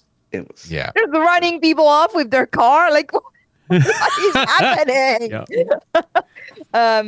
Yeah. If it's possible, it could. Yeah. No, I'm banking on the Doctor. If one person is still around, make it the Doctor and not Data, please. I love That would be Data, so but cool. yeah. Kang talking about how I was saying that Geordi was going to get humanized. There was a drop story arc in season 2 where Geordi would have given up his visor to get humanized after falling in love with Sonia Gomez. So, good move. Well, at that least they he would have didn't gotten do. a girl. That would be Yeah, he would nice. have gotten girl early on. Oh my god. Let's briefly talk about Commodore La Forge. We see Geordi in Picard has been promoted, has 2 daughters in Starfleet, continuing the La Forge tradition, by the way, like very much a Starfleet family. Living his best life. He's curator of the Fleet Museum, which is totally a Geordi thing. Of course, that's what Geordi did. He also has, I think, Such a nerd. such a nerd. One of the strongest performances in the season in 308 during the struggle and aftermath between Data and Lore. Thoughts on Geordi and Picard? I liked him. I thought he was awesome. Seeing him show up, I wanted more of him, and I wanted to see him with Shaw more. But his interaction with Shaw was perfect. The fact that he was refitting the Enterprise D, of course that's something he would do, right? Of course. Why wouldn't he?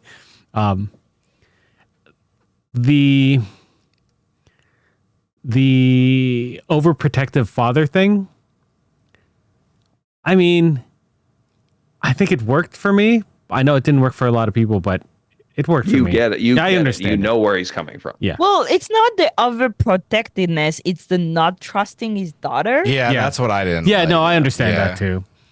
Like being Yeah. protective of your kid, yeah, but she's also a motherfucking Starfleet. She's an officer, adult too, so at that point, like, you know, Yeah. and like trust your kid. Like, On the crew of a pretty prestigious starship, too. yeah, dude, like Yeah. you know, yeah, Yeah. like badass, and like she's also like a very well known like pilot. Like she she knows her rules. shit. Like, She's got a yeah. reputation. Yeah. She has Crash a La Forge. reputation. I think it's more like not trusting her, and also I think like what are your intention with my daughter? Like, what does that now? What century? My first girlfriend's dad did that. Yeah, but that was half a century ago. Come on. It was, Oh God, it's true. She's right. God damn.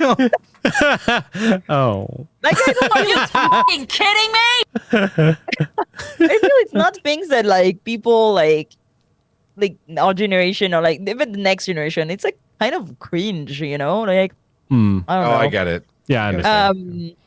No, I fucking love Geordi. It's a damn shame that he showed up like half the season. Season episode Yeah. 6. Oh, yeah. Yeah. Episode fucking 6. Yeah, I Yeah. thought it was 5. So It was too like, late. Yeah. Yeah, it was so late. It could have shown up like episode 3 and it would have been like great. Like, Yeah. why so late? But yeah, I loved him. He looked so damn fucking good. Dude, he's a fine man. Music. That man is aging like fine wine. Like, damn. I love the fact that we didn't know who was his wife because like I feel there would have been a lot of discourse around it. Picard season 3 would have been looked at a whole lot differently if his wife was Leia Brahms. Let me just Yeah. I'm glad they were like, yeah, maybe let's not like, open that not put a Pandora's name. box. Yeah. But yeah, again, his ingenuity, his empathy, but also his dickishness, everything was there. It's just too bad it was not enough. Yeah. And one more thing. Why the fuck didn't he say anything to Data about his daughter? Like, About Yeah. yeah. I wanted more like, catching up. Like them being Yeah. like, I have so many things to tell you, Like he died and came back, I don't know. It's his best friend. Like, yeah, anyway. I could have watched way more. I love that Geordi gets the chair at the end in the finale, right? Like he's captain of the Enterprise D while Jean-Luc's on the cube, right? It's such a great moment, right? Because he deserves it, dude. Like he deserves to be in that chair after everything he's done for the ship. It's like, and I don't know if it was intentional on Terry's part. I want to say it is because I know Terry's a giant TNG nerd, but like I want to say it's maybe a bit of a callback to Arsenal of Freedom. Like season 1, he's in command. Literally last time you're probably ever going to see Geordi, he's in command. Cool little throwback moment. Love it.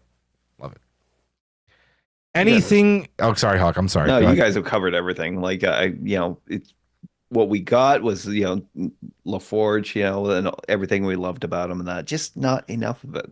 Yeah. Mhm. Agreed. Anything else, folks? Anything else? Is it mailbag time? Yes. Yeah. Let's do it. Hailing frequencies open. And let's see. So Hawk, you technically went last with the episodes. That means it's back to the top. I'll do the first mailbag. Okay. It's me. I believe it's Chris's. Yep. Yes. Yes. Chris wrote, picking a favorite moment from a character that was so profound is an arduous task. I really enjoyed him showing everyone the rebuilt D in Picard. By the way, that jab to, Worf about the E. A fellow nerd showing off his prized model, but truly his empathy, his friendships, his refusal to be less even when at a disadvantage. This is what makes Geordi himself a favorite moment of Trek in general for me. I wanted to be him so bad as a kid. I love that. That's awesome. On to you, Giraffe, if I'm not mistaken, right? Yes. Gentle Giraffe. Giant Zero wrote, there's a moment from The Defector in season 3 when La Forge explains data about feeling and human judgment that I always liked. The Yeah. Defector is a good episode. That's a also. good episode. Yep. Yeah, and it's another good Romulan episode. Listen, and don't make the rules. It's true. And I believe Me. Eric, yes, Yeah. Trouble 2.0, please. Trouble 2.0. Okay. I think my favorite moment has to be in Picard when Lore takes over Data and Geordi talks about his friendship, death, and love. I've always loved their friendship. This was such a full circle moment and powerful show of just how much that friendship has meant to him. Very nice. Very nice. And Hawk, you take Matt Harker's, please. Sure. Matt Harker wrote, Geordi has always struck me as the underdog you're always rooting for. The growth of his friendship with Data was one of the low-key backbones of the series and films, all the way through to Picard. To see his personal triumph in the form of both his daughters and the restored Enterprise D brought a tear to many an eye. From Lieutenant JG to Commodore, Geordi's character arc over 35 years is one of the most fulfilling in all of Trek. Yeah, I'd agree with that. For sure. For sure. Back to me, Eric the Red Road. One of my favorite Geordi moments is his demeanor and ability to convince the Romulan Centurion and the enemy to work together to survive. His nice guy attitude actually did some pretty good inadvertent diplomacy. Yeah, very true. Very true.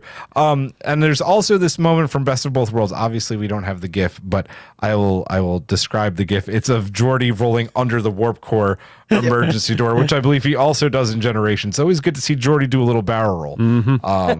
Love it. Love it. A man of many talents. A man of many talents indeed. Giraffe, take us home, please, with Collins. Colin D. wrote, I have to jump off this excellent quote from Riker Tattoo, which is Chris. His refusal to be less even when at a disadvantage. We have more than once seen Geordi struggle, yet find a way to be a good human in the face of bad behavior from others. We saw him in Picard Season 3 admit being wrong, change his stance, and do the right thing. This even when it was his daughter at risk. There's somebody moving a cursor around, and that's very annoying. Stop doing it.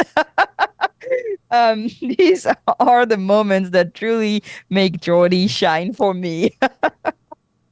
There was a cursor moving around? Yeah, there's somebody was doing it. It somebody did the was same thing with me. moving, Like it around. highlighted it all the entire Yeah. thing in that while I was reading it. What? Oh, in the chat? Oh, In the outline. Oh, that's funny. that's funny. Not me. I don't have it open. Who is it? I was on the YouTube chat, so I don't know. MC? Is MC secretly in the outline? It's like in the outline. MC's haunting us from Gallifrey 1. That's really funny. All right, folks. That, I believe, is going to do it. This was fun. This was really, really fun. Share some for the cruise next week. Who are we sharing for the cruise? Photos. Oh, I don't know. Anyway, the cruise is next week. So if you're going, have fun. Speaking of next week, we're taking a deep dive into a very interesting relationship from Star Trek Lower Decks. We're going to be talking about Commander Jack Ransom and Ensign, or now Lieutenant Junior Grade Beckett Mariner. Are they or aren't Ethical. they? So ethical. That's the question. Are they or aren't they? This is going to be fun. We'll have a How watch does she list. know he sleeps with his mouth open? That's what we're going to talk about. That's exactly what we're going to talk about. Everyone knows. No bullshit. It's going to be fun. That'll be a fun little episode. That's going to be next week. But for now, we are going to say good night. I didn't say goodbye to everybody, but let me do that. I'm very tired. It's been a day. It actually hasn't been a day. I relaxed today, guys. I relaxed for real. I did. Go relax For more. Eric, I'm going to. For Eric, for Giraffe, for Hawk, I am Julian. Live long and prosper. Majram, sarcastic Vulcan salute. Good night.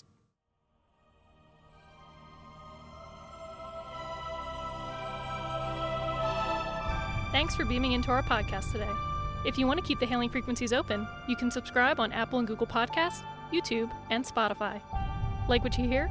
Put in a good word with Starfleet and leave us a 5-star review.